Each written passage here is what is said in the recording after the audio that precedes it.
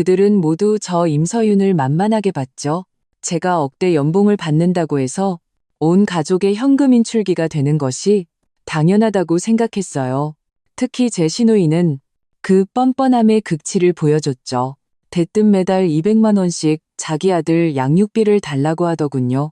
제가 거절하자 그녀는 3살배기 친아들을 쓰레기처럼 저희 집 문 앞에 버리고 갔어요. 이러면 제가 꼼짝 못하고 굴복할 거라고 생각했겠죠. 하지만 그건 착각이었어요. 울고 떼쓰는 게 전부인 3살짜리 아들이 그녀의 무기였다면 제 무기는 머리였으니까요. 저는 그 아이를 곧장 수백 킬로미터 떨어진 시골로 보내버렸어요. 평생 다시는 볼 수 없도록 말이죠. 그녀는 이게 끝이라고 생각했겠죠. 아니요, 이건 시작에 불과했어요. 진짜 재미있는 연극은 이제 막막을 올렸을 뿐이니까요. 랭리, 형수님, 이거 계약서예요. 한번 보세요. 화창한 토요일 오후, 방금 요가를 마치고 핸드드립 커피 한 잔의 여유를 즐기려던 참이었다. 시누이 강윤아가 불쑥 찾아왔다. 그녀는 탁 소리를 내며 A사 용지 몇 장을 내 대리석 식탁 위에 던졌다. 굵은 고딕체로 큼지막하게 인쇄된 제목이 눈에 띄었다. 가정 내 영유아 양육 위탁 계약서. 커피잔을 들고 있던 내 손이 허공에서 잠시 멈칫했다. 이내 평정을 되찾고 입가에는 예의 바른 미소까지 머금었다. 이게 뭐예요, 아가씨? 유나는 내 맞은편에 털썩 주저앉았다. 그녀는 수백만 원짜리 최신상 샤넬 백을 소파에 아무렇게나 던져두고는 정성 들여 세팅한 웨이브 머리를 매만지며 지극히 당연하다는 투로 말했다. 형수님, 다국적 기업 임원이시잖아요. 계약 정신 같은 거 중요하게 생각하시죠. 우리 가족끼리도 계산은 확실히 해야겠다 싶더라고요. 그래서 일부러 변호사 친구한테 자문까지 구해서 제대로 만들어봤어요. 그녀는 말하면서 그 소위 계약서라는 것을 내 앞으로 밀었다. 나는 커피잔을 내려놓고 그 종이들을 훑어보았다. 갑은 나와 남편 강우진, 을은 시누이 강윤아였다. 계약의 핵심 내용은 다음과 같았다. 을 강윤아, 애 아들, 즉 나의 조카 아준이가 만 3세로 세심한 보살핌이 필요하며 강윤아 부부의 바쁜 직장 생활로 인해 갑임서윤, 강우진에게 평일 저녁 및 주말 동안 하준이의 생활 전반과 조기 교육을 전적으로 위임한다. 그 대가로 갑은 을에게 매월 영유아 양육 위탁비로 금 200만 원이 0원을 지급한다. 200만 원. 나는 이 숫자를 보고 실소를 터뜨릴 뻔했다. 아가씨, 제가 뭘 좀 오해했나 봐요. 나는 계약서를 들어 을의 이름을 가리켰다. 하준이 친엄마는 아가씨잖아요. 자기 아들을 돌보는데 왜 우리가 돈을 줘야 하는 거죠? 유나의 얼굴에 짜증이 스쳐 지나갔다. 마치 내가 아주 멍청한 질문이라도 한 것처럼. 형수님, 지금 시대가 어느 때인데 그런 말씀을 하세요?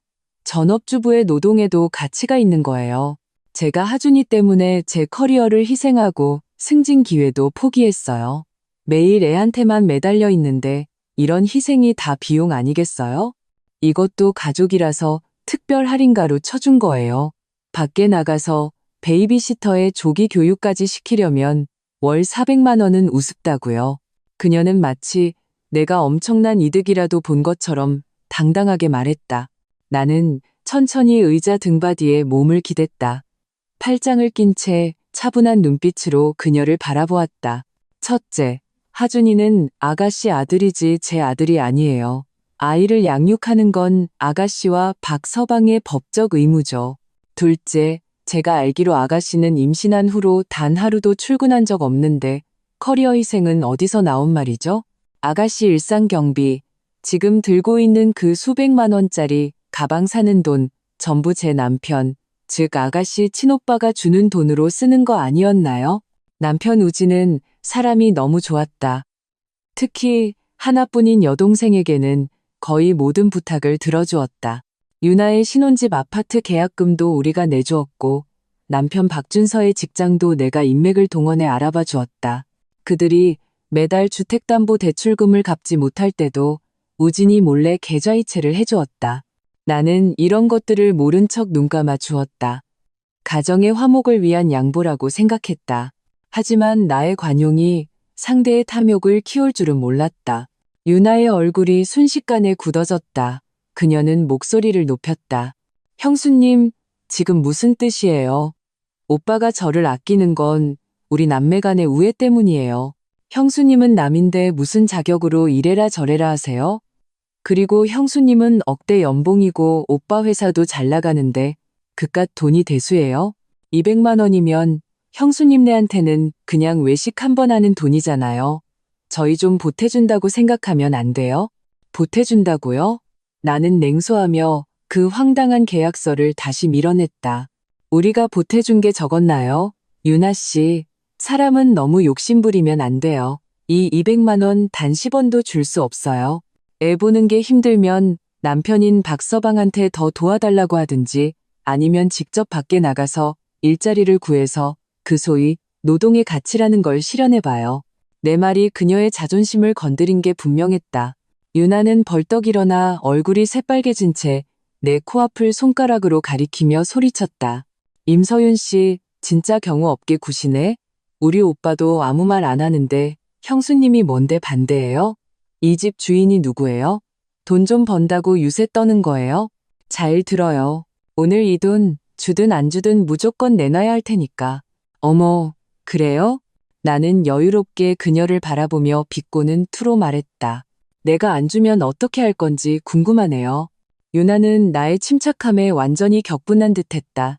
그녀의 예쁜 얼굴이 분노로 일그러졌다. 좋아요. 임서윤 씨, 아주 독하시네. 두고 봐요. 반드시 후회하게 만들어줄 테니. 그녀는 이를 갈며 말했다. 그녀는 소파에 있던 가방을 집어들고 하이힐 소리를 또각거리며 우리 집을 뛰쳐나갔다. 나가면서 문을 세게 쾅 닫는 바람에 넓은 거실에 거대한 소음이 울려 퍼졌다. 나는 이미 식어버린 커피를 들어 한 모금 마셨다. 후회? 나 임서윤. 살면서 내 사전에 그런 단어는 없었다. 나는 이것이 그저 작은 소동으로 끝날 것이라 생각했다. 하지만 나는 유나의 파렴치함을 과소평가했다. 그녀가 말한 후회는 내 생각보다 훨씬 빠르고 훨씬 악독하게 찾아왔다. 랭여, 이틀 뒤 월요일 아침, 나와 우진이 막 출근하려던 참에 초인종이 급하게 울렸다. 우진이 인터폰 화면을 보더니 미간을 찌푸렸다. 유나야. 나는 가슴이 철렁하며 불길한 예감이 들었다. 이 시간에 무슨 일로? 문을 열자마자 유나는 다짜고짜 작고 마른 아이를 앞으로 휙 밀었다. 조카 하준이가 비틀거리며 하마터면 넘어질 뻔했다. 아이는 졸린 눈을 비비고 있었고 품에는 작은 곰 인형을 안고 있었다. 누가 봐도 잠자리에서 막 끌려 나온 모습이었다. 오빠, 형수님, 회사에 급한 일이 생겨서 하준이 좀 부탁할게. 유나는 아주 빠른 속도로 말하며 가식적인 미소를 지었지만 눈에는 도발적인 기색이 가득했다. 우리가 반응하기도 전에 그녀는 몸을 돌려 엘리베이터 쪽으로 달려갔다. 뛰어가면서 손을 흔들었다. 저녁에 데리러 올게. 우리 목밥은 남겨두지 마. 강유나, 너 거기 안 서? 우진은 화가 머리끝까지 치밀어 쫓아가려 했지만 내가 그의 팔을 잡았다. 쫓아가지 마. 일부러 저러는 거야. 나는 침착하게 말했다. 엘리베이터 문은 이미 닫혔고 유나의 모습은 사라졌다. 3살배기 하준이만 이 우리 집 문 앞에 덩그러니 서서 망연자실한 표정으로 우리를 바라보고 있었다. 큰 눈에는 눈물이 그렁그렁했지만 울지도 못하는 모습이 안쓰러웠다. 나는 한숨을 쉬고 몸을 낮춰 아이를 안아 올렸다. 아이의 몸은 가벼웠고 몸에서는 분유 냄새가 났다. 하준아, 울지 마. 숙모 있잖아. 나는 부드러운 목소리로 아이를 달랬다. 우진은 거실을 왔다 갔다 하며 분을 사귀지 못하다가 소파에 주먹을 내리쳤다. 이게 대체 무슨 짓이야? 완전 막무가내잖아. 당장 전화해서 애 데려가라고 해야겠어. 그는 휴대폰을 꺼내 유나에게 전화를 걸었지만 수화기에서는 차가운 기계음만 흘러나왔다. 고객님의 전화기가 꺼져 있어. 그는 다시 매제인 박준서에게 전화했지만 결과는 마찬가지로 전원이 꺼져 있었다. 미친 것들, 둘이 짜고 이러는 거야. Now. 우진은 화가 나서 얼굴이 하얗게 질렸다. 나는 하준이를 소파에 앉히고 간식과 장난감을 좀 꺼내주었다. 그리고 우진에게 다가가 그의 어깨를 잡았다. 화내지 마. 화낸다고 해결될 문제 아니야. 쟤들은 우리가 마음 약한 걸 알고 아이를 담보로 우리를 압박하는 거야. 우진은 깊은 한숨을 쉬며 주저앉았다. 얼굴에는 죄책감이 가득했다. 여보, 미안해. 다 내 동생이 철이 없어서 당신만 고생시키네. 지금 그런 말 할 때가 아니야. 나는 그를 보며 아주 단호한 눈빛으로 말했다. 우진 씨, 이번에는 내 말대로 해줬으면 좋겠어. 더 이상 물러서면 안 돼. 그렇지 않으면 이런 일은 계속 반복될 거야. 이번에 확실하게 끝내야 해. 우진은 나를 보며 굳게 고개를 끄덕였다. 여보, 어떻게 하면 될까? 당신 말대로 할게. 이번엔 절대 마음 약해지지 않을 거야. 그의 확고한 태도를 보고 나는 마음을 정했다. 나는 휴대폰을 들어 먼저 각자의 회사 상사에게 전화를 걸어 하루 휴가를 냈다. 그리고 우진이 보는 앞에서 예매 앱을 켰다. 뭐 하는 거야? 우진이 의아해하며 물었다. 표 끊고 있어. 내 손가락은 화면 위를 빠르게 움직였다. 목적지는 명확했다. 우리 엄마 집으로 가는 KTX표. 내 고향은 산 좋고 물 맑은 작은 도시로 지금 우리가 사는 서울에서 KTX로 약 3시간 거리다. 어머니는 은퇴 후 고향에서 꽃과 채소를 가꾸며 한가로운 나날을 보내고 계셨고 아주 건강하셨다. 우진은 즉시 내 의도를 알아차리고 눈이 번쩍 뜨였다. 하지만 이내 걱정스러운 표정을 지었다. 하준이를 장모님 댁에 보내는 거 괜찮을까? 장모님 연세도 있으신데 괜찮지 않을 게 뭐 있어? 나는 차분하게 말했다. 엄마 혼자 계셔서 적적하셨는데 하준이가 가면 오히려 좋아하실 거야. 시골 공기랑 음식이 도시보다 훨씬 좋으니 아이 건강에도 좋고 그리고 가장 중요한 건 나는 잠시 말을 멈추고 우진을 바라보며 또박또박 말했다. 강윤아에게 아이가 자기가 함부로 버릴 수 있는 무기가 아니라는 걸. 그리고 우리도 자기가 마음대로 주무를 수 있는 만만한 상대가 아니라는 걸 알려줘야 해. 내 계획은 단순했고 어찌 보면 좀 독했다. 유나가 아이를 우리에게 버렸다고? 좋다. 받았다. 하지만 아이를 어디에 두고 어떻게 키울지는 이제 내가 정한다. 그녀가 아이를 이용해 우리를 협박하려 한다면 나는 그녀가 협박할 담보조차 만질 수 없게 만들 것이다. 우진은 잠시 침묵하더니 마침내 눈빛이 비할 데 없이 굳건해졌다. 좋아, 그렇게 하자. 당신 뜻을 따를게. 우리는 즉시 행동에 옮겼다. 나는 인터넷으로 하준이의 새 옷과 장난감, 간식을 주문했고 당일 배송으로 선택했다. 우진은 짐을 싸는 것을 맡았다. 집에 있는 아이에게 필요한 물건들을 모두 캐리어에 담았다. 하준이는 아주 얌전했다. 낯선 환경에 불안해서인지 그냥 조용히 카펫에 앉아 장난감을 가지고 놀 뿐 울지도 떼를 쓰지도 않았다. 그 작은 뒷모습을 보니 내 마음속에도 한 가닥 안쓰러움이 없지는 않았다. 결국 3살밖에 안 된 아이는 아무것도 모를 테니까. 하지만 나는 알고 있었다. 아기에 대한 관용은 자신에 대한 잔인함이라는 것을. 이번에는 이를 확실하게 매듭지어야 했다. 오후에 택배가 속속 도착했고 나는 새로 산 물건들을 모두 챙겼다. 그리고 하준이를 목욕시키고 깨끗하고 편안한 새 옷으로 갈아입혔다. 저녁 7시 우리는 하준이를 데리고 커다란 캐리어 2개를 끌며 KTX역으로 향했다. 떠나기 전 나는 유나에게 카카오톡 메시지를 하나 보냈다. 유나 씨, 하준이 돌볼 시간이 없다니 우리가 좋은 곳을 찾아줬어요. 산 좋고 물 맑고 아이가 자라기에 아주 완벽한 곳이에요. 언제 엄마로서의 책임을 다하고 싶어지면 그때 다시 연락해요. 어우.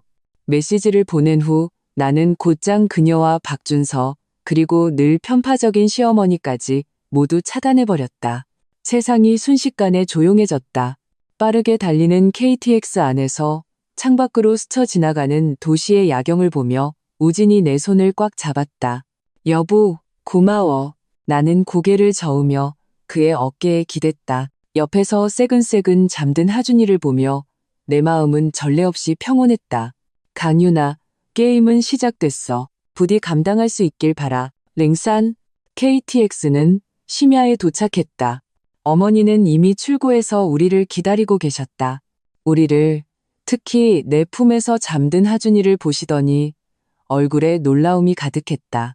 서윤아, 이게 어떻게 된 일이냐? 엄마, 얘기가 길어요. 우선 집으로 가요. 집에 돌아와. 나는 하준이를 미리 준비해둔 작은 침대에 눕혔다. 아이는 깊이 잠들어 있었고 긴 속눈썹이 작은 붓 같았다. 거실에서 나는 어머니께 일의 자초지종을 모두 말씀드렸다. 이야기를 다 들으신 어머니는 분노에 차 허벅지를 치셨다. 이게 무슨 일이냐? 어떻게 엄마라는 사람이 그럴 수가 있어? 완전 막대 먹었구나. 자식은 자기 눈에 넣어도 안 아플 판에 어떻게 버릴 생각을 해? 우진은 옆에서 어쩔 줄 몰라 하며 고개를 숙이고 연신 사과했다.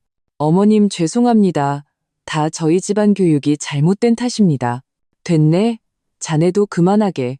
어머니는 손을 저으며 그를 한번 쳐다보시더니 이내 나를 바라보셨다. 그 눈빛에는 안쓰러움이 가득했다. 서윤아, 네가 잘했다. 이런 일은 버릇을 단단히 고쳐놔야 해. 아이는 내게 맡기고 100번이고 1000번이고 마음 놔. 내가 아주 토실토실하게 잘 키워놓을게. 그 친엄마 옆에 있는 것보다 100배는 나을 테니. 어머니는 언제나 이렇듯 나의 가장 든든한 버팀목이셨다. 다음 날 아침 우리는 서울로 돌아가는 KTX 표를 끊었다. 떠나기 전 하준이가 잠에서 깼다. 낯선 환경에 처음에는 좀 무서워했지만 어머니가 끓여주신 고소한 계란찜 한 그릇과 장난감 몇 개에 금세 까르르 웃음을 터뜨렸다. 마당에서 외할머니와 함께 뛰어노는 모습을 보니 햇살이 그들 위로 쏟아져 모든 것이 조화롭고 아름답게 보였다. 문득 하준이를 이곳에 보낸 것이 오히려 아이에게 더 좋은 일일지도 모른다는 생각이 들었다. 적어도 이곳에서는 아무런 계산 없이 순수한 사랑을 받을 수 있을 테니까. 돌아오는 길, 나와 우진은 말이 없었다. 우리 둘 다 폭풍우가 몰아치기를 기다리고 있다는 것을 알고 있었다. 아니나 다를까, 화요일 오전, 우리가 집에 도착해 숨을 돌리기도 전에 우진의 휴대폰이 미친 듯이 울리기 시작했다. 화면에는 어머니라는 글자가 떠 있었다. 우진이 나를 쳐다보자 나는 고개를 끄덕였다. 그는 심호흡을 하고 통화 버튼을 누른 뒤 스피커폰으로 전환했다. 우진아, 네 동생이 하준이 너희 집에 맡기고 갔다며. 나오? 전화가 연결되자마자 시어머니의 날카로운 목소리가 수화기를 뚫고 나왔다. 따져 묻는 말투였다. 네, 어머니. 우진의 목소리는 차분했다. 그럼 당장 애 데려다 줘. 유나가 지금 애타게 찾고 난리가 났어. 어젯밤에 애 데리러 갔는데 너희 둘 다 전화기도 꺼놓고 오늘은 아예 종적을 감추고. 너희 부부 대체 무슨 생각이야? 너희 혹시 하준이 팔아넘기기라도 했어? 시어머니의 목소리는 점점 커졌고 악의적인 추측으로 가득했다. 나는 기가 막혀 웃음이 나올 지경이었다. 자기들이 아이를 버려놓고 이제 와서 적반하장이라니. 우진의 얼굴도 굳어졌다. 어머니, 말씀은 바로 하세요. 유나가 직접 저희 집 앞에 애를 버리고 도망갔어요. 전화도 안 받고요. 저희가 삼촌 숙모인데 애를 길거리에 버려둘 수는 없잖아요. 난 몰라. 내 손주 지금 어디 있는지나 말해. 당장 데리고 와. 유나가 그러는데 너희가 계속 애 안 돌려주면 경찰에 신고하겠대. 아동유괴로 고소하겠다고. 시어머니는 막무가내로 억지를 부렸다. 유괴요? 나는 결국 참지 못하고 우진의 손에서 휴대폰을 뺏어 들고 차갑게 말했다. 어머님, 그 똑똑한 따님한테 아동유괴의 정의가 뭔지 한번 물어보시는 게 좋겠네요. 저희는 아이의 친삼촌과 숙모로서 보호 의무를 다하고 있는 거예요. 오히려 친엄마라는 사람이 3살 아들을 유기했는데 경찰이 오면 누구를 잡아갈 것 같으세요? 전화기 저편이 몇 초간 조용했다. 내 말에 할 말을 잃은 모양이었다. 이내 시어머니는 더욱 히스테릭한 목소리로 소리쳤다. 임서윤, 이 재수없는 것. 네가 우리 집에 들어온 뒤로 하루도 조용한 날이 없어. 우리 유나 잘 되는 게 배 아파서 이러는 거지? 넌 우리 유나한테 질투하는 거야. 똑똑히 들어. 내 손주 털끝 하나라도 다치면 너랑 끝장이야. 어머님, 하준이는 아주 잘 있어요. 걱정 마세요. 나는 그녀와 언쟁할 기운도 없어 마치 남의 얘기하듯 담담하게 말했다. 저희가 산 좋고 물 맑은 곳으로 보내서 전문가가 돌보고 있어요. 유기농 채소 먹고 약수 마시고 매일 마당에서 햇볕 쬐면서 아주 즐겁게 지내요. 그 무책임한 엄마랑 있는 것보다 훨씬 낫죠. 너 애를 어디로 데려간 거야? 이 악독한 것, 무슨 짓을 하려는 거야? 시어머니의 목소리에 당황한 기색이 역력했다. 무슨 짓을 하려는 게 아니에요. 나는 또박또박 명확하게 말했다. 그저 유나 씨에게 한 가지 덜이를 깨닫게 해주고 싶을 뿐이에요. 자기 자식은 자기가 키우고 자기 책임은 자기가 져야 한다는 걸요. 아이를 무기로 우리를 쥐고 흔들 생각이라면 아직 한참 멀었죠. 따님한테 전하세요. 언제 정신 차리면 그때 다시 얘기하자고요. 지금은 나는 잠시 말을 멈추고 입꼬리를 올리며 냉소했다. 아이가 없어서 홀가분한 둘만의 자유로운 시간을 만끽하라고요. 아, 그리고 앞으로 별일 없으면 전화하지 마세요. 바쁘니까. 말을 마친 나는 그대로 전화를 끊어버렸다. 그리고 다시 한번 시어머니의 번호를 차단 목록에 추가했다. 온 세상이 완벽하게 조용해졌다. 우진은 복잡한 표정으로 나를 바라보았다. 놀라움, 감탄, 그리고 한편으로는 후련함이 섞인 눈빛이었다. 그가 다가와 나를 꽉 안아주었다. 여보, 방금 진짜 멋있었어. 나는 그의 품에 기대었지만 마음은 차갑게 식어 있었다. 이것은 이제 1라운드일 뿐이다. 진짜 전쟁은 지금부터 시작이다. 그들이 결코 쉽게 물러서지 않을 것이라는 것을 알고 있었다. 랭세이, 그 후 며칠간은 놀랍게도 평온했다. 전화도 카카오톡 메시지도 없었고 찾아오는 사람도 없었다. 마치 유나와 시어머니가 우리 세상에서 완전히 사라진 것 같았다. 하지만 나는 이것이 결코 그들이 포기했다는 의미가 아님을 알고 있었다. 이것은 폭풍우가 오기 전에 숨막히는 고요함이었다. 그들은 힘을 모아 더 맹렬한 공격을 준비하고 있을 것이다. 나와 우진은 평소처럼 출퇴근했다. 삶은 제 궤도로 돌아온 듯했다. 매일 밤 우리는 어머니와 영상 통화를 하며 하준이를 보았다. 아이의 적응력은 내 상상을 초월했다. 불과 며칠 만에 아이는 이미 어머니와 아주 친해져서 온종일 할머니, 할머니 하며 따라다녔다. 작은 얼굴은 햇볕에 발그레하게 그을려 서울에 있을 때보다 훨씬 건강해 보였다. 영상 속에서 아이는 할머니가 만들어주신 나무총을 자랑하기도 하고 밭에서 딴 방울토마토를 뽐내기도 했다. 또 어머니가 키우는 누렁이를 껴안고 까르르 웃기도 했다. 그 천진난만한 웃음을 볼 때마다 내 마음속에 남아있던 한 가닥의 안쓰러움과 죄책감도 눈 녹듯 사라졌다. 나는 내 결정이 옳았다는 것을 더욱 확신하게 되었다. 금요일 오후 내가 회사에서 중요한 프로젝트 회의를 하고 있을 때 우진에게서 갑자기 카카오톡 메시지가 왔다. 단 3글자였다. 그들 왔어. 나는 심장이 쿵 내려앉았다. 올 것이 왔구나. 나는 즉시 부하 직원에게 후속 업무를 인계하고 회사를 조퇴했다. 내가 최대한 빠른 속도로 집에 도착했을 때 우리 집 앞은 이미 사람들로 가득했다. 시어머니, 시아버지, 신누이 유나, 매제 박준서, 심지어 이름도 모르는 먼 친척들까지 시커먼 무리가 엘리베이터 앞을 막고 서서 복도 전체를 점령하고 있었다. 시어머니는 나를 보자마자 원수를 만난 듯 즉시 달려들어 손을 치켜들고 나를 때리려 했다.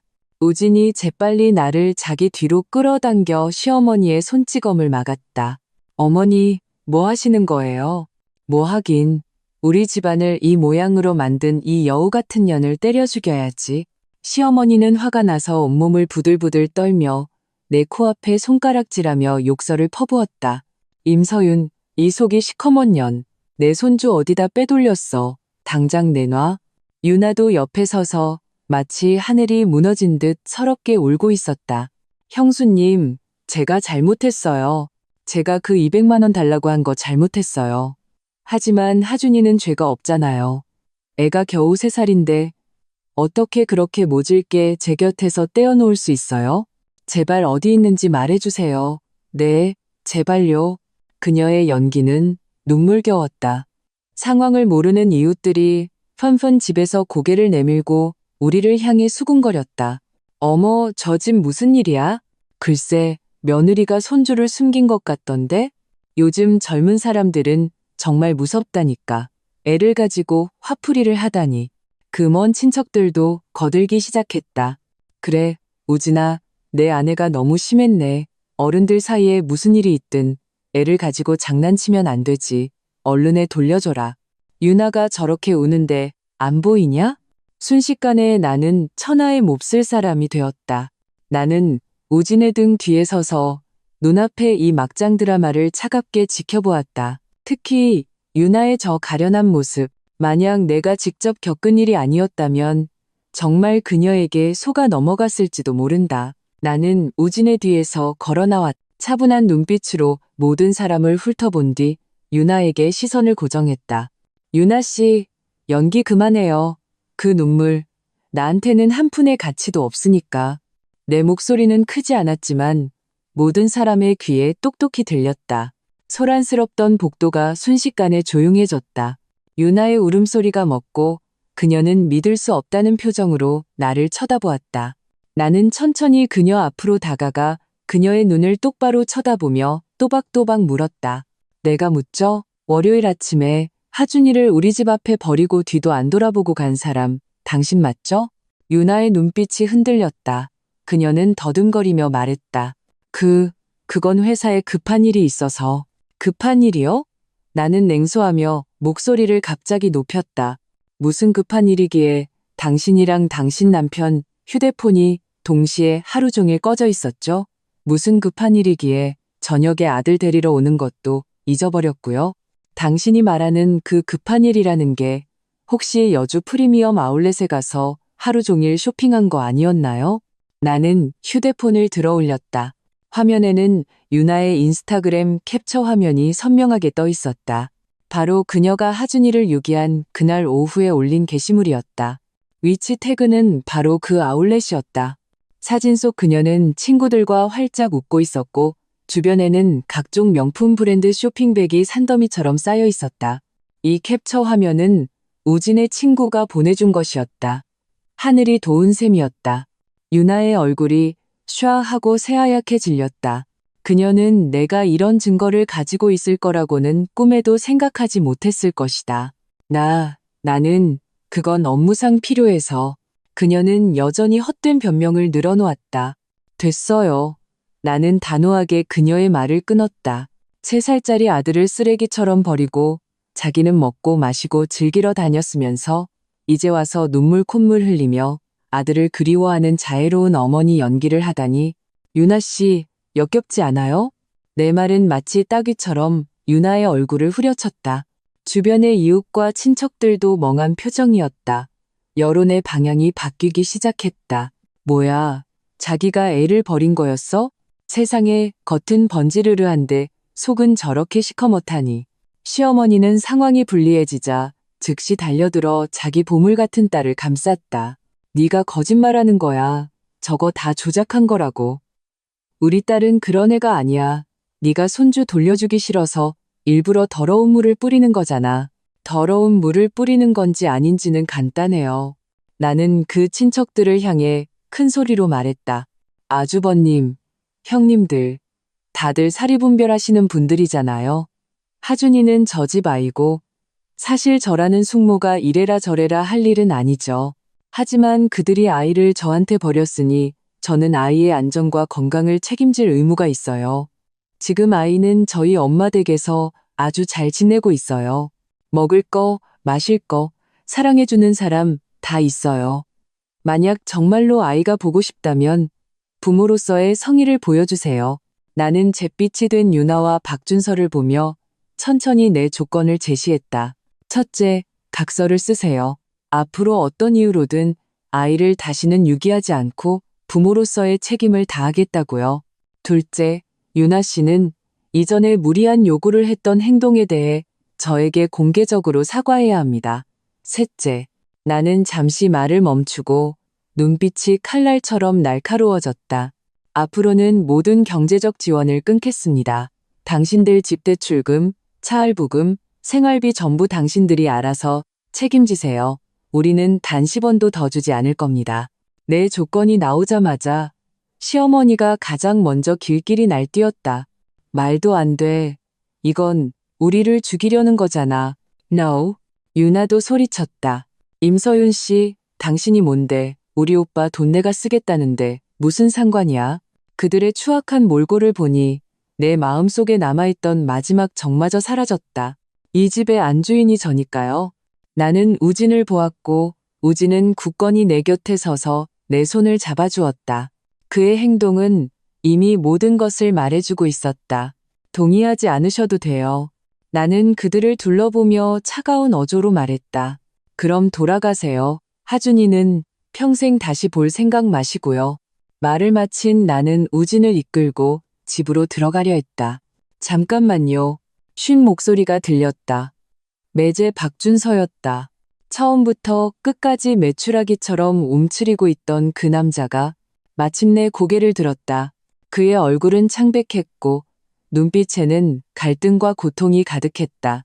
그는 나를 보고 옆에 있는 유나와 자신의 어머니를 번갈아 보았다. 입술을 떨며 무언가 결심한 듯 보였다. 형수님, 그 조건 제가 받아들이겠습니다.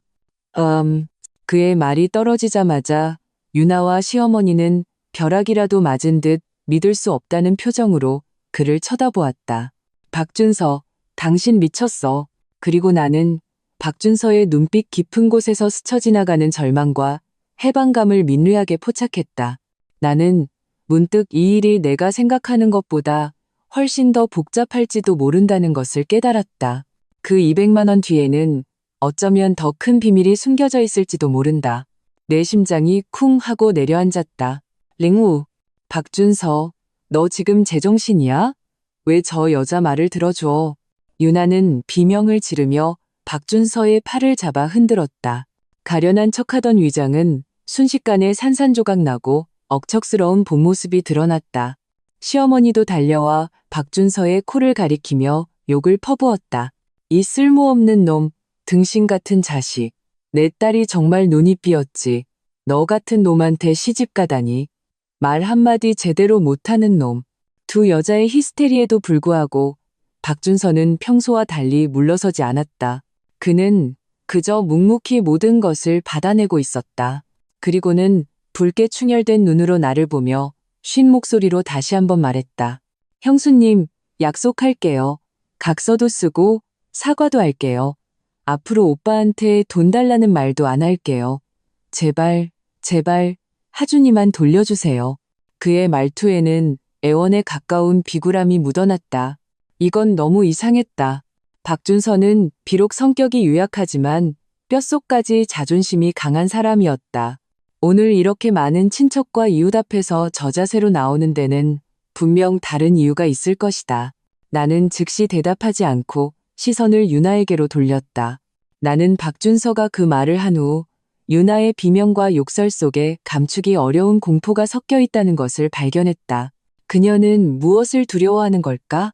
한 가지 생각이 번개처럼 내 머릿속을 스쳐 지나갔다. 나는 박준서를 보며 천천히 입을 열었다. 사과와 각서는 지금 바로 할 수 있겠죠. 하준이는 당신들의 성의를 보고 결정하겠어요.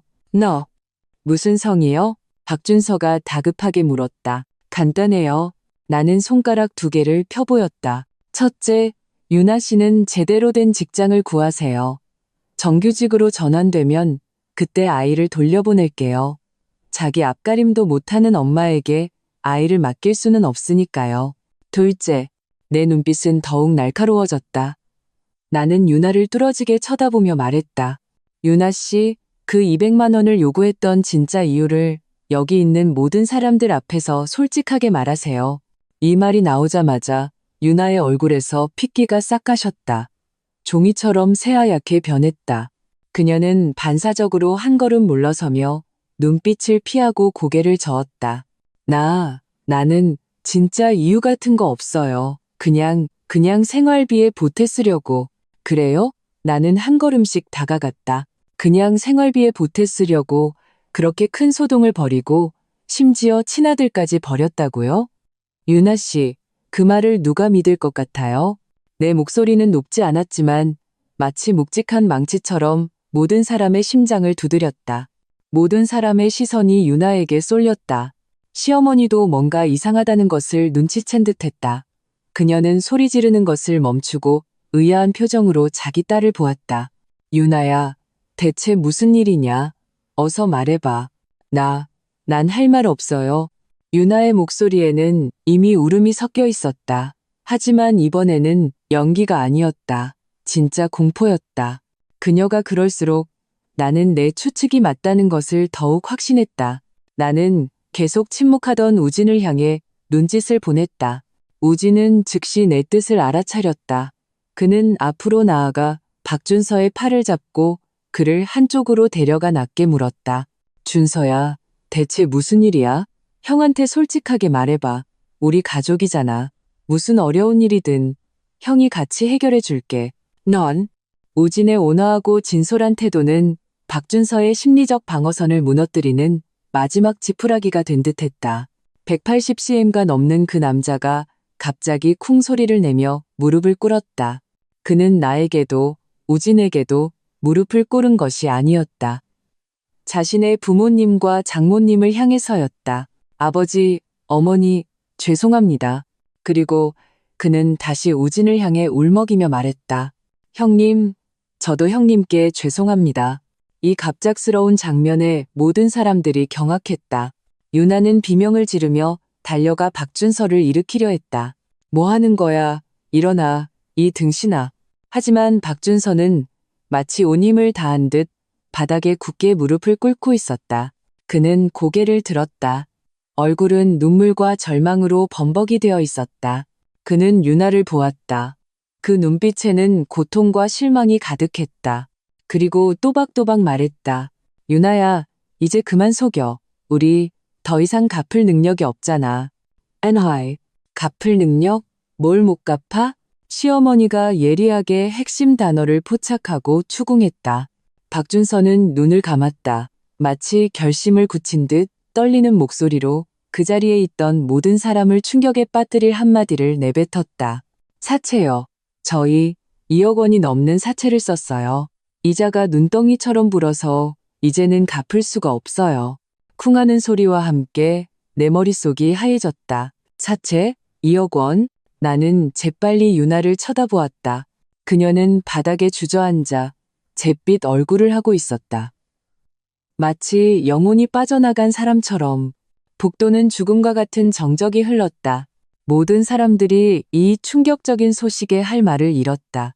고개를 내밀고 구경하던 이웃들은 다시 머리를 집어넣었지만 귀는 더욱 쫑긋 세우고 있었다. 이것은 막장 드라마보다 더 충격적인 특종이었으니까. 시어머니가 가장 먼저 정신을 차렸다. 그녀는 유나에게 달려가 머리채를 잡고 히스테릭하게 소리쳤다. 2억? 이 집안 말아먹으련. 네가 무슨 깡으로 그렇게 큰 돈을 빌려. 그 돈 다 어디다 썼어?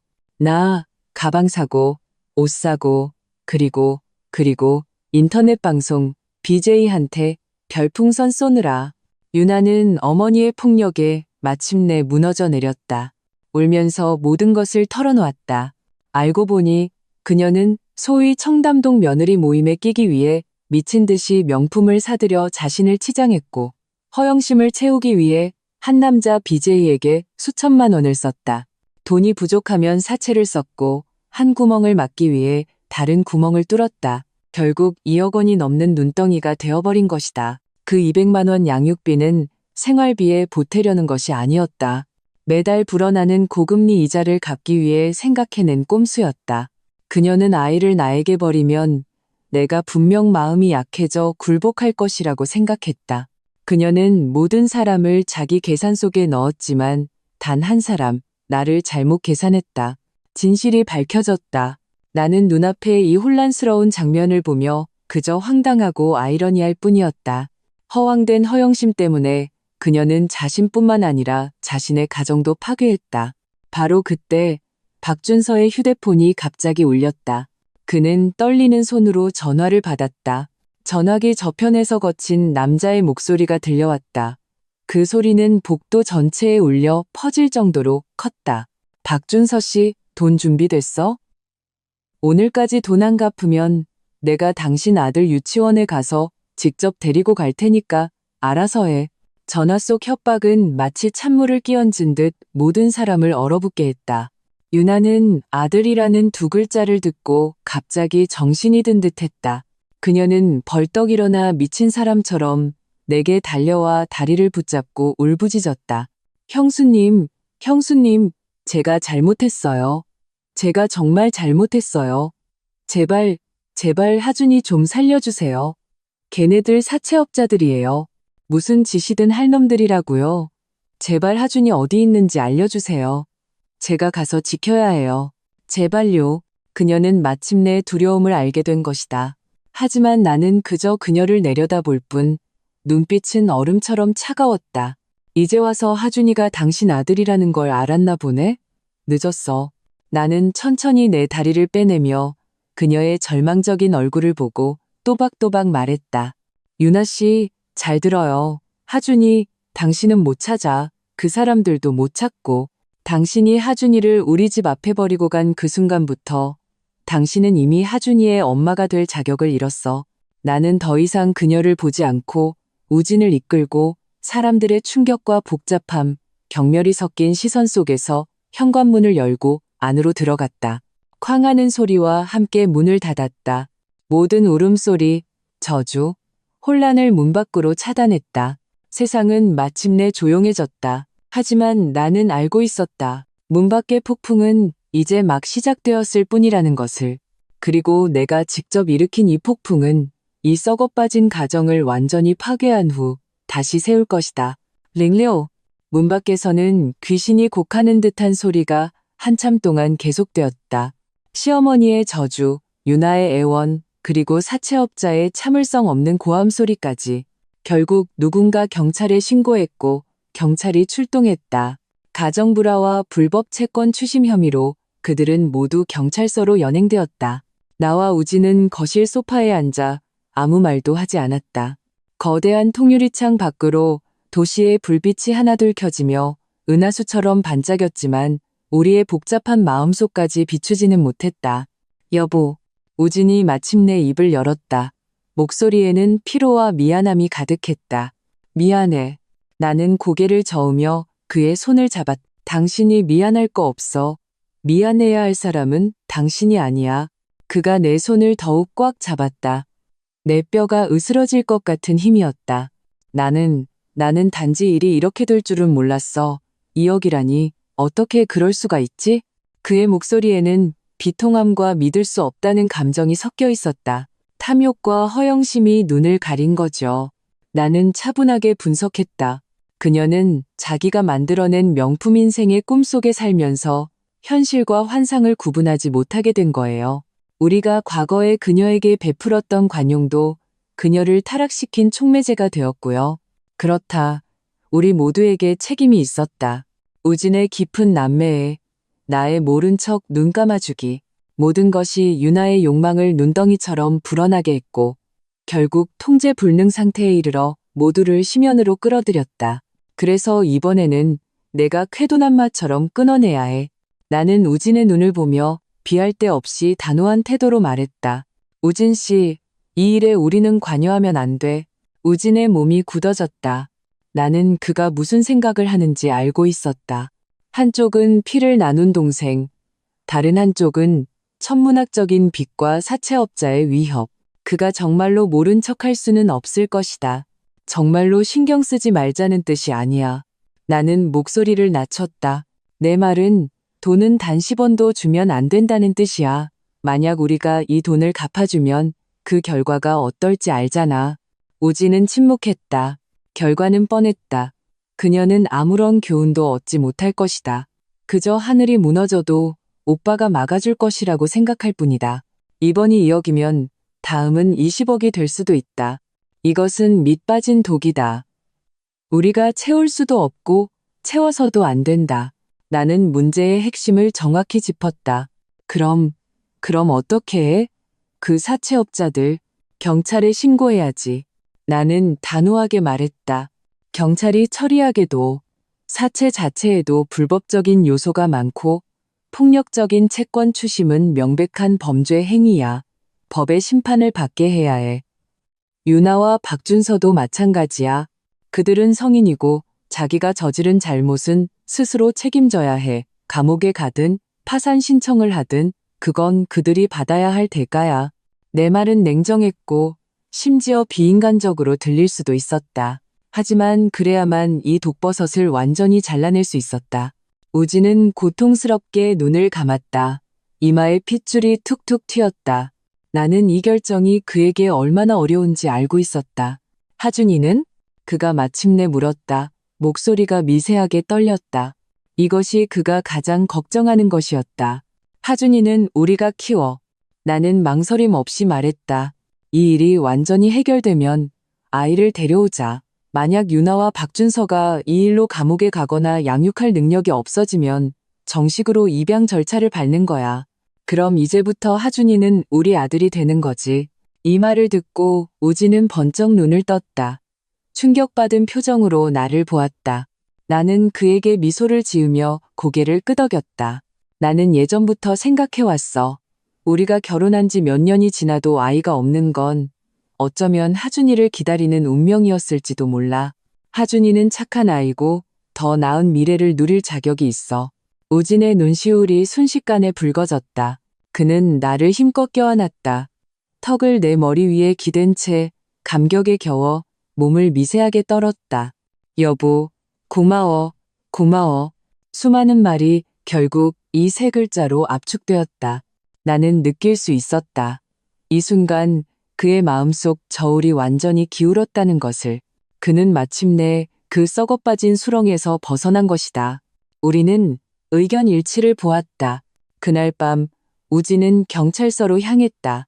그는 누구를 보석으로 빼내려간 것이 아니었다. 피해자 가족 신분으로 자신이 아는 모든 정보를 경찰에 제공했다. 그리고 유나 부부의 채무에 대해 자신들 부부는 단 10원도 책임지지 않을 것임을 명확히 밝혔다.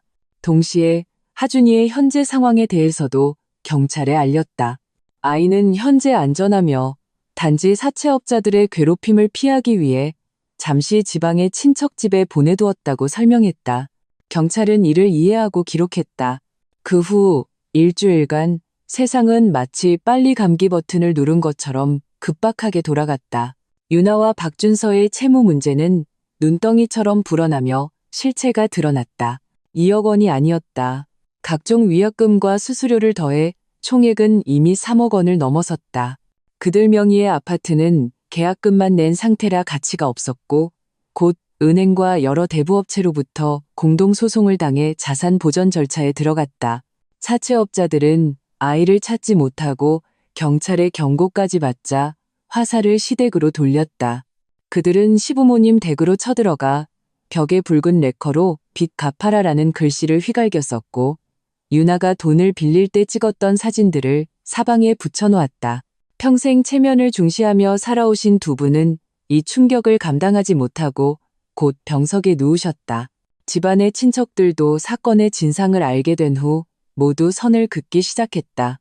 이전에 우리 집 문 앞을 막아서며 그들을 돕던 사람들은 이제 전화조차 받지 않았다. 권력이 있을 땐 사람이 모이고 없을 땐 흩어진다. 세상 인심이 이보다 더할 수는 없었다. 유나와 박준서는 완전히 외톨이가 되었다. 그들은 회사에서 해고당하고 무일푼으로 길거리에 나앉았다. 들리는 소문에 의하면 두 사람은 서로를 탓하며 길거리에서 대판 싸우다가 망신을 당했다고 한다. 우진의 친구를 통해 이런 소식을 들었을 때 내 마음에는 아무런 동요도 없었다. 가련한 사람에게는 반드시 미워할 만한 구석이 있는 법이다. 이 모든 것은 그들의 자업자득이었다. 그리고 우리는 하준이를 집으로 맞이할 준비를 시작했다. 우리는 집의 작은 방 하나를 예쁜 아이방으로 꾸몄다.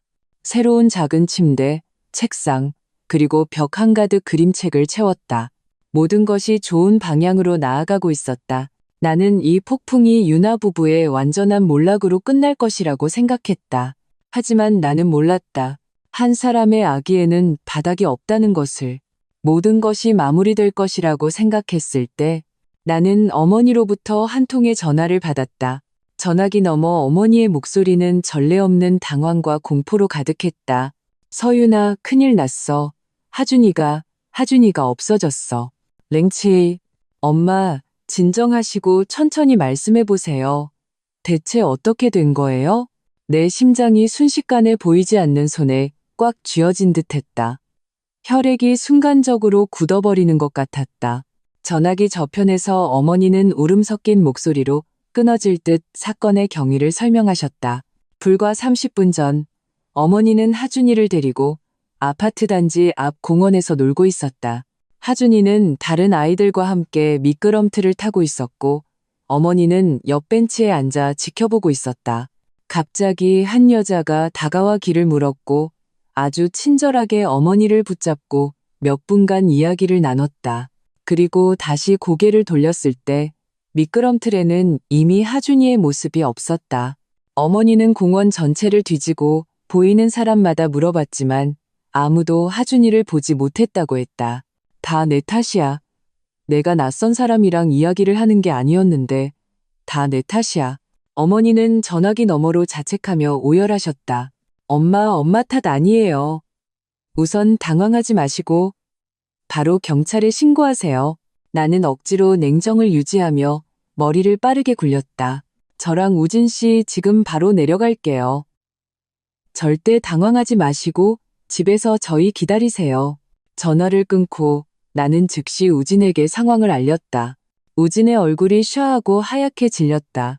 그는 두말 없이 차 키를 집어들고 밖으로 뛰쳐나갔다.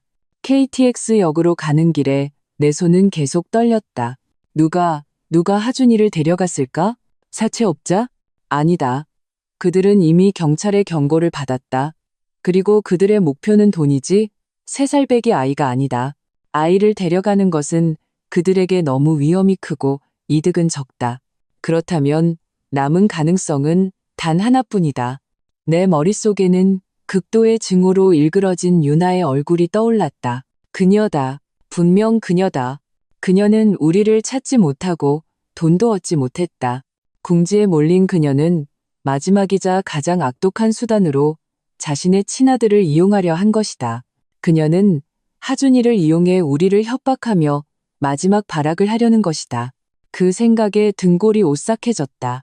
자신의 친아들마저 2번이나 담보로 이용하는 여자는 이미 인간이라고 부를 수도 없었다. 나는 하준이가 그녀의 손에 들어가 무슨 일을 당할지 상상조차 하기 싫었다. 3시간의 KTX 여정은 매분 매초가 끓는 기름 가마 속에서 고통받는 것 같았다. 우리는 고향에 도착하자마자 경찰서로 직행했다. 어머니와 현지 경찰들이 이미 와 있었고 공원 입구에 CCTV를 확인하고 있었다.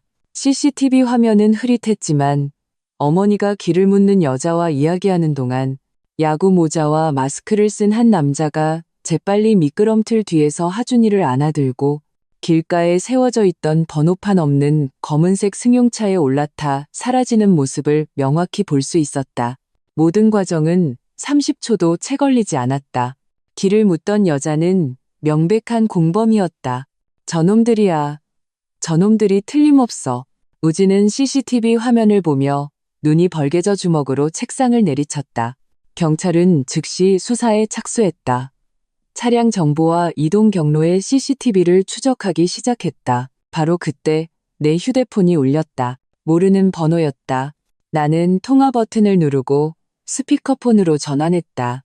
전화기 저편에서 유나의 차갑고 의기양양한 목소리가 들려왔다.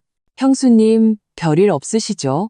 우리 귀한 아들이 형수님 댁에서 너무 오래 신세졌네요. 이제 집에 돌아올 때가 됐죠. 강유나, 이 미친 여자, 대체 무슨 짓을 하려는 거야? No. 나는 버럭 소리쳤다. 무슨 짓을 하려는 게 아니에요. 유나는 낄낄거렸다. 그 웃음소리는 조용한 방 안에서 유난히 귀에 거슬렸다. 그저 우리 오빠랑 형수님께 작은 부탁 하나 하려는 것뿐이에요. 현금으로 3억 원, 띠지 없는 새 돈으로 준비하세요. 준비되면 거래 장소를 알려드릴게요. 아, 그리고 경찰에 신고는 하지 마세요. 안 그러면 우리 아들 몸에 뭐가 하나 없어질지 장담 못하니까. 네가 감히? 우진이 전화를 낚아채 수화기에 대고 고함을 질렀다. 어머, 오빠는 여전히 성급하시네. 유나의 말투는 조롱으로 가득했다. 내가 감히 할지 안 할지는 한 번 해보면 알겠죠. 명심해요. 시간은 24시간뿐이에요. 내일 이 시간까지 돈이 안 보이면 하준이 시체 거둘 준비나 하세요. 그녀는 말을 마치자마자 전화를 끊어버렸다. 방 안에는 죽음과 같은 정적이 흘렀다. 어머니는 의자에 주저앉아 눈물을 쏟으셨다. 우진의 눈은 피가 맺힌 듯 붉었고 온몸에서 살기가 뿜어져 나왔다. 3억 원.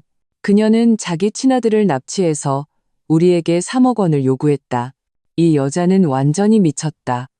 구제불능으로 미쳐버렸다. 옆에 있던 경찰의 얼굴도 극도로 굳어졌다. 즉시 방금 전 통화를 추적하고 위치를 파악하기 시작했다. 나는 눈을 감고 심호흡을 했다. 혼란스러운 머리를 억지로 진정시켰다. 분노와 공포는 아무것도 해결해주지 못한다. 지금 가장 중요한 것은 하준이의 안전을 확보하고 이 미친 범죄자들을 법의 심판대에 세우는 것이다. 유나는 자신이 이겼다고 생각하겠지만 그녀는 두 가지 치명적인 실수를 저질렀다. 첫째, 그녀는 자신을 너무 과대평가했고 우리를 너무 과소평가했다. 둘째, 그녀는 한 가지 사실을 잊은 듯했다. 예전에 내가 하준이에게 사준 새 옷 중에는 내가 특별히 준비한 비밀 무기가 있었다. 그것은 노란색 만화 캐릭터가 그려진 맨투맨 티셔츠였다. 그리고 그 티셔츠 주머니 안감에는 내가 쌀알 만한 크기의 GPS 위치 추적기를 꿰매 넣었다. 이 추적기는 보안 제품을 만드는 친구가 선물해 준 것이었다. 아주 눈에 띄지 않고 배터리는 한 달 이상 지속되며 휴대폰으로 실시간 위치를 확인할 수 있었다. 나는 당시 그저 만일을 대비하는 마음으로 넣어둔 것이었는데 마사카 이렇게 정말로 쓰일 줄은 몰랐다. 나는 휴대폰을 꺼내 거의 잊고 지냈던 앱을 열었다. 화면 위에서 깜빡이는 붉은 점이 하준이의 현재 위치를 명확하게 보여주고 있었다. 도시 외곽의 한 폐공장. 나는 휴대폰 화면을 옆에 있던 경찰에게 보여주었다. 팀장으로 보이는 경찰관은 그 정확한 위치 정보를 보고 눈이 번쩍 뜨였다. 얼굴에는 놀라움과 기쁨이 서렸다. 훌륭합니다. 이건 정말 하늘이 도운 셈이군요. 그는 즉시 병력을 동원하고 검거 계획을 수립하기 시작했다. 그리고 나는 휴대폰 화면 위에서 조용히 깜빡이는 붉은 점을 보며 마음속에서 사리가 들끓었다. 강유나, 박준서, 너희는 내 마지막 선을 건드렸다.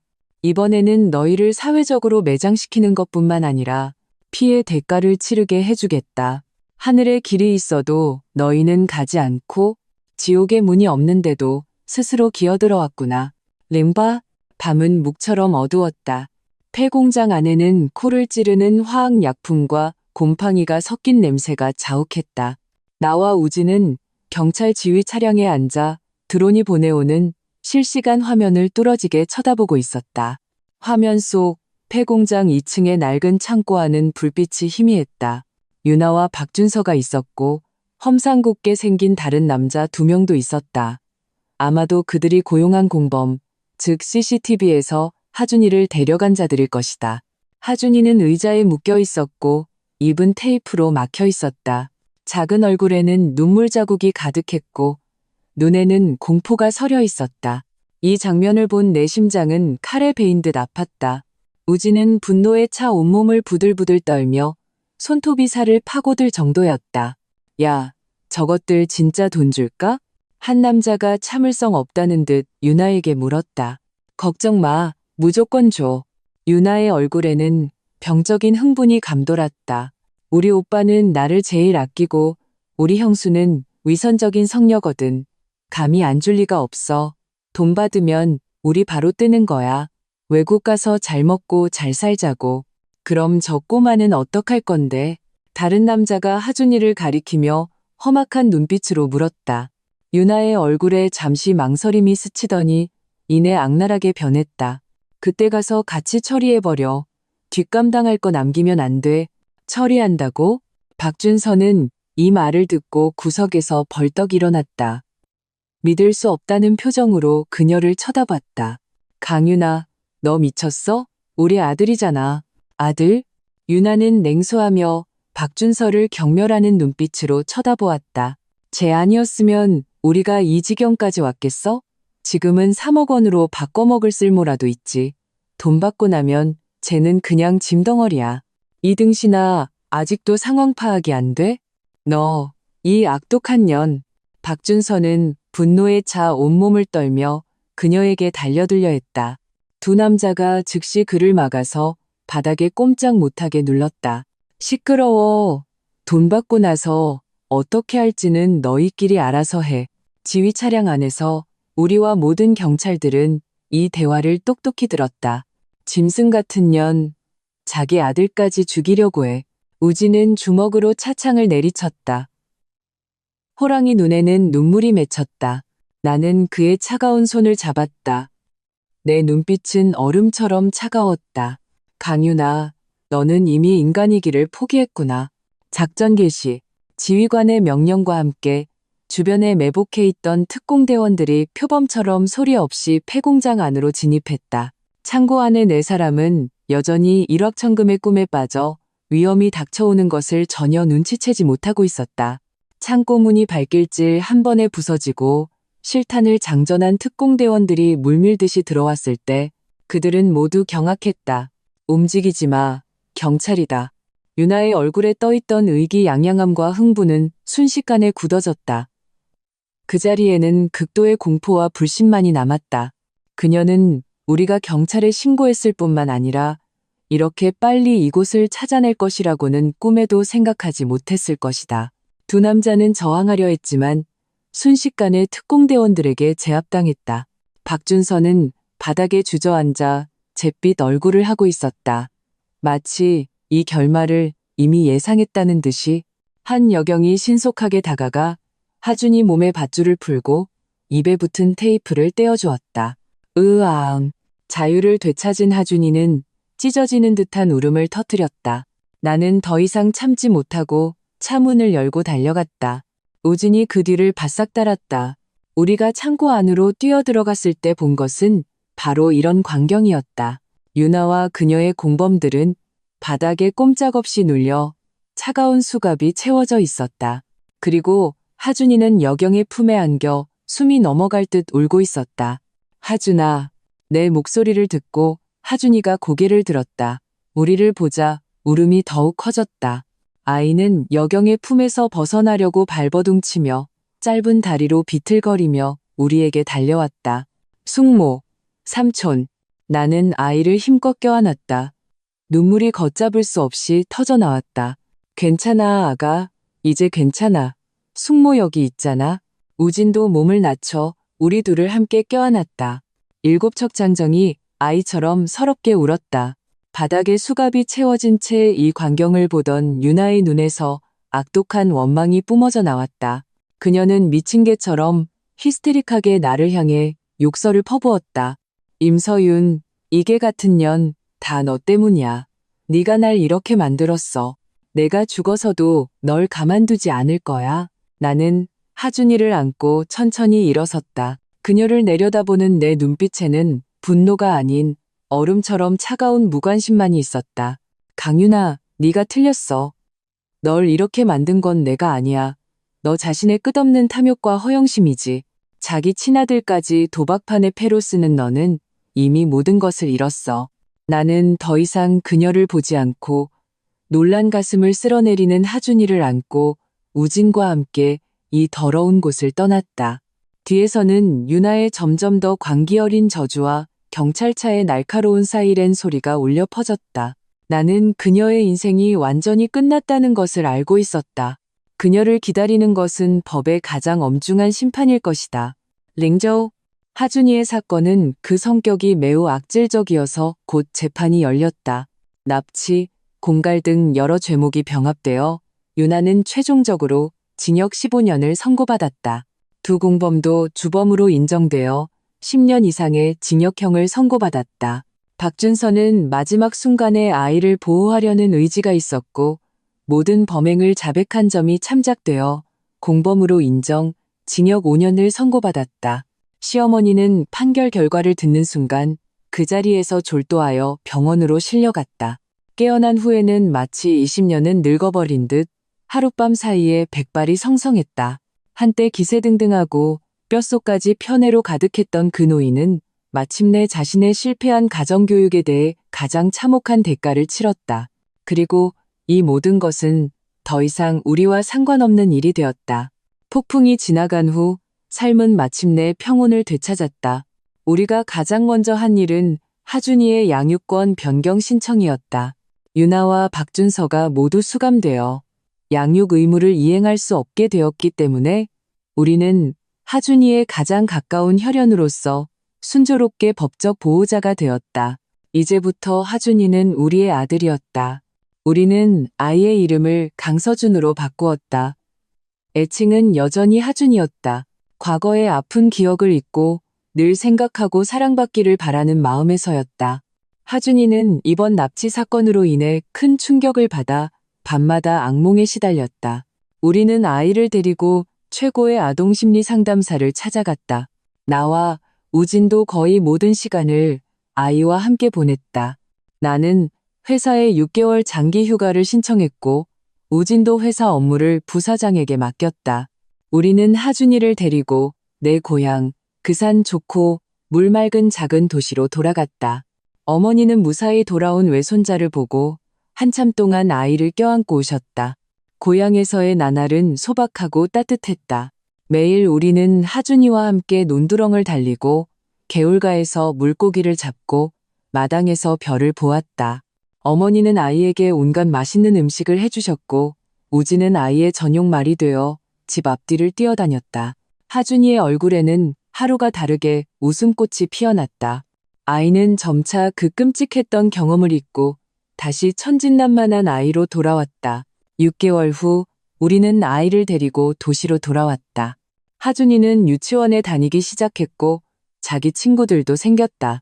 아이는 똑똑하고 동시에서 선생님들 모두 아이를 아주 좋아했다. 우진의 회사는 그의 복귀와 함께 다시 활기를 되찾아 사업이 날로 번창했다. 나도 직장에 복귀했. 모든 것이 순조로웠다. 우리 집은 하준이 덕분에 완전해졌고 웃음소리가 끊이지 않았다. 우리는 더 이상 우진의 집안 친척들과 연락하지 않았다. 시부모님이 몇 번 손주를 보고 싶다고 전화를 걸어왔지만 우진이 단호하게 거절했다. 그는 그들이 유나를 방임했던 그 순간부터 할아버지, 할머니가 될 자격을 잃었다고 말했다. 어떤 상처는 한번 생기면 영원히 아물지 않는다. 혈연은 때로는 가족을 잇는 유일한 끈이 아니다.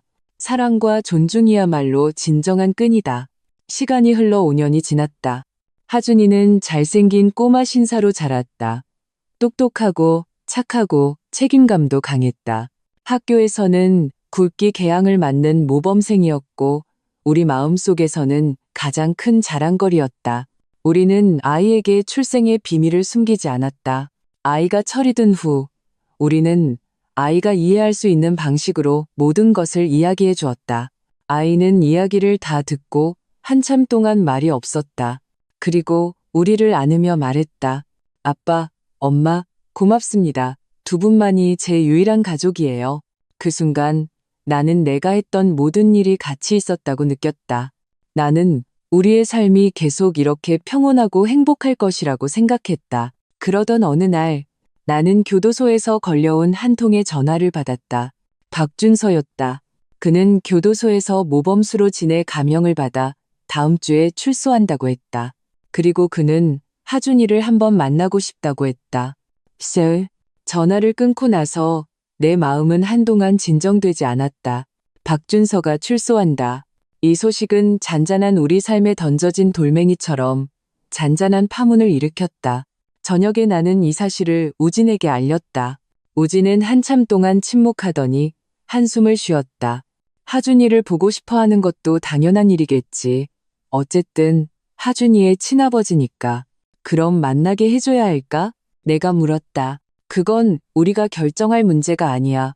우진은 나를 보며 부드럽고 굳건한 눈빛으로 말했다. 하준이가 직접 결정하게 해야 해. 나는 고개를 끄덕였다. 그렇다. 하준이는 이제 8살이다. 그는 독립적인 인격체이고 자신의 생각과 판단력이 있다. 우리는 그의 선택을 존중해야 한다. 다음 날 저녁, 우리는 아주 편안한 분위기에서 하준이에게 이 사실을 이야기해 주었다. 하준아, 박준서 아저씨 기억나니? 나는 조심스럽게 말을 꺼냈다. 아저씨는 너의 친아버지셔. 다음 주에 아주 먼 곳에서 돌아오신대. 너를 한번 보고 싶어 하시는데 만나볼래? 레고를 조립하던 하준이의 손이 멈췄다. 아이는 고개를 들었다. 흑백이 분명한 큰 눈으로 우리를 바라보았다. 눈빛에는 놀라움도 거부감도 없었다. 그저 나이를 초월한 평온함만이 있었다. 아이는 잠시 생각하더니 진지하게 우리에게 말했다. 아빠, 엄마, 만나고 싶어요. 왜? 나는 조금 의외였다. 제가 직접 말씀드리고 싶어서요. 하준이는 또박또박 분명하게 말했다. 저는 이미 새로운 아빠, 엄마가 있어요. 저는 두 분을 아주 많이 사랑해요. 지금 아주 잘 지내고 있으니 아저씨도 자신의 새로운 삶을 시작하시라고요. 더 이상 우리를 방해하지 말아달라고요. 아들의 이 말에 나와 우지는 할 말을 잃었다. 이내 마음속에는 무한한 감동과 안도감이 밀려왔다. 우리 하준이 정말 다 컸구나. 아이는 우리가 생각했던 것보다 훨씬 더 강하고 현명했다. 주말 우리는 약속한 시간에 조용한 카페에서 박준서를 만났다. 5년 만에 만난 그는 많이 늙어 있었다. 관자놀이에는 이미 흰머리가 보였고 눈빛에서도 예전의 유약함과 방황은 사라지고 세월의 흔적과 평온함이 깃들어 있었다. 그는 하준이를 보자마자 눈이 확 붉어졌다. 그는 안절부절못하며 서서 손발을 어디에 둬야 할지 몰라 했다. 그저 탐욕스럽게 하준이를 바라보며 입술을 달싹였지만 한마디도 꺼내지 못했다. 먼저 입을 연 것은 하준이었다. 아이는 자리에서 일어나 박준서 앞으로 걸어갔다. 고개를 들고 우리가 가르쳐준 예의 바른 말투로 말했다. 박 아저씨, 안녕하세요. 박 아저씨라는 호칭에 박준서의 몸이 크게 움찔했다. 눈물이 걷잡을 수 없이 터져나왔다. 그는 몸을 낮춰 하준이를 안으려다가 손을 뻗다 말고 멈췄다. 마지막에는 그저 떨리는 손으로 하준이의 머리를 가볍게 쓰다듬었다. 하준아, 키가 많이 컸구나. 어른이 다 됐네. 하준이는 고개를 끄덕였다. 그리고 맑고 단호한 목소리로 준비했던 그 말을 그대로 전했다. 아저씨, 저에게 생명을 주셔서 감사해요. 하지만 제 아빠, 엄마는 저분들이세요. 아이는 우리를 가리켰다. 두 분이 저에게 가정을 주셨고 모든 사랑을 주셨어요. 저는 지금 아주 행복하게 지내고 있어요. 아저씨도 앞으로 잘 지내시길 바라요. 우리 이제 다시 만나지 말아요.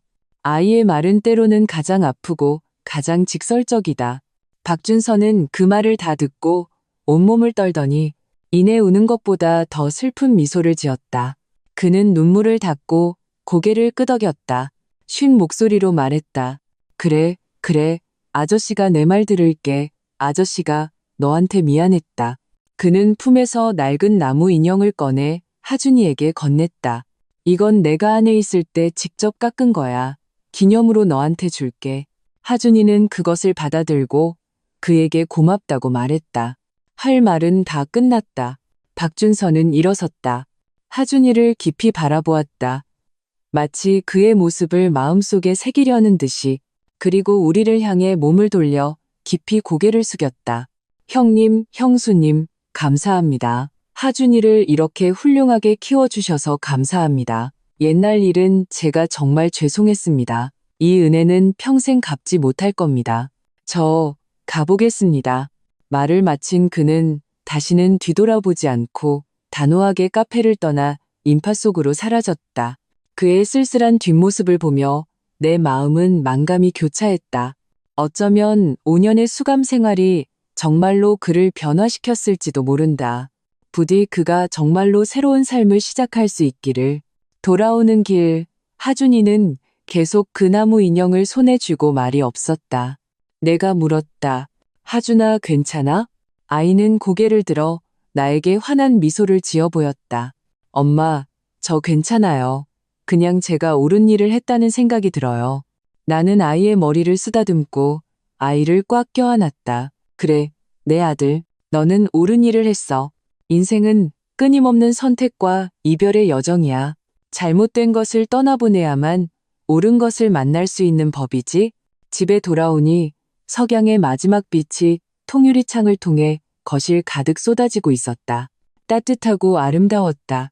오지는 주방에서 저녁을 준비하고 있었고 하준이는 나무 인형을 들고 서재로 달려가 자신의 보물 상자에 소중히 넣었다. 나는 거실 중앙에 서서 이 모든 것을 바라보았다. 마음속은 전례 없는 만족감과 평온함으로 가득 찼다. 한때 도덕과 혈연으로 나를 올가매려 했던 그 가정은 이미 철저히 붕괴되어 먼지가 되었다. 그리고 우리는 이 폭풍을 겪은 후 뜻밖에도 완전하고 행복한 가정을 얻었다. 운명은 때로 이렇게 기묘하다. 그것은 한쪽 문을 닫으면 반드시 다른 쪽 창문을 열어준다. 그리고 나는 다행스럽게 생각한다. 과거에 내가 타협을 선택하지 않고 용감하게 그 문을 직접 부수어버렸다는 것을, 그리고 나 자신과 가족을 위해 눈부신 별이 가득한 하늘을 활짝 열었다는 것을